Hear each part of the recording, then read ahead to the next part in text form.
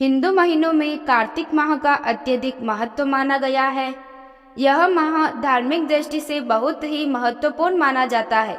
यह माह भगवान विष्णु का प्रिय महीना माना गया है, इसलिए इस माह में भगवान विष्णु की पूजा अर्चना करने का विधान है।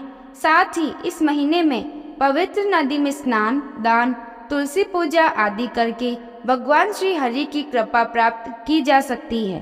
कार्तिक स्नान के साथ तुलसी जी की पूजा का भी अत्यधिक महत्व है। इसी माह में तुलसी जी का विवाह भी कराया जाता है। जिन्हें कन्या संतान नहीं होती है, वह तुलसी जी का विवाह शालिग्राम जी से कराकर कन्यादान का सुख पाते हैं।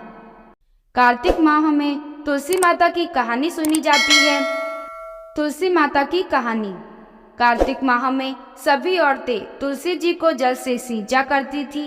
एक बुढ़िया भी थी जो कार्तिक माह में तुलसी को सींचने जाती थी।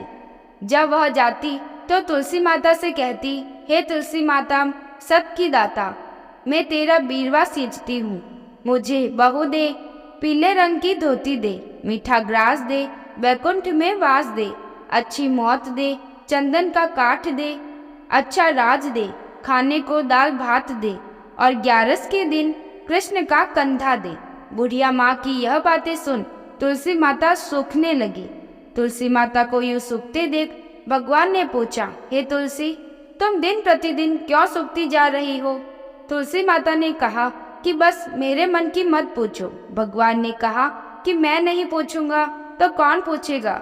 इस पर तुलसी माता कहती हैं कि एक बुढ़िया आती है और अपनी बात कहकर चली जाती है। मैं उसकी सभी बातें पूरी कर दूंगी, लेकिन कृष्ण का कंधा कहाँ से लाऊंगी? भगवान कृष्ण बोले कि जब वो मरेगी तब मैं अपने आप ही कंधा देने आ जाऊंगा। तुम बुढ़िया माई से यह बात कह देना। इसके बाद बुढ़िया मर गई। बुढ़िया के मरने पर सारा गांव इकट्ठा हो गया और उसका अंतिम संस्कार करने पर उसे उठाने लगे, लेकिन वह बहुत भारी हो गई, जिससे उसकी अर्थी टस से मस नहीं हुई। सभी बोले कि यह तो बहुत ही संस्कारी थी, बहुत पूजा पाठ करती थी, कोई पाप नहीं किया था, फिर यह इतनी भारी कैसे हो गई? बूढ़े ब्राह्मण के वेश में भगवान आए और कहने लगे कि यह भीड़ कैसी? तब गांव वाले बोले कि एक बुढ़िया मर गई है, वह इतनी पापिन थी कि उसकी अर्थी नहीं उठ रही है, बहुत भारी हो गई है।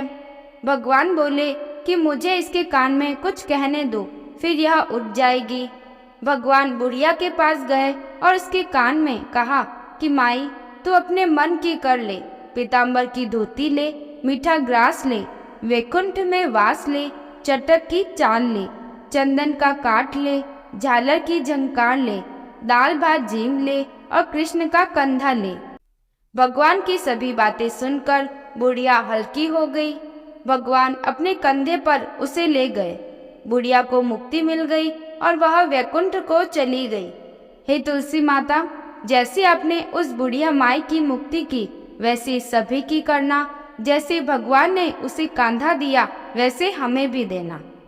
आपको तुलसी माता की यह कहानी कैसी लगी? कमेंट करें। अगर अच्छी लगी है तो लाइक करें और इस चैनल को सब्सक्राइब करें। धन्यवाद।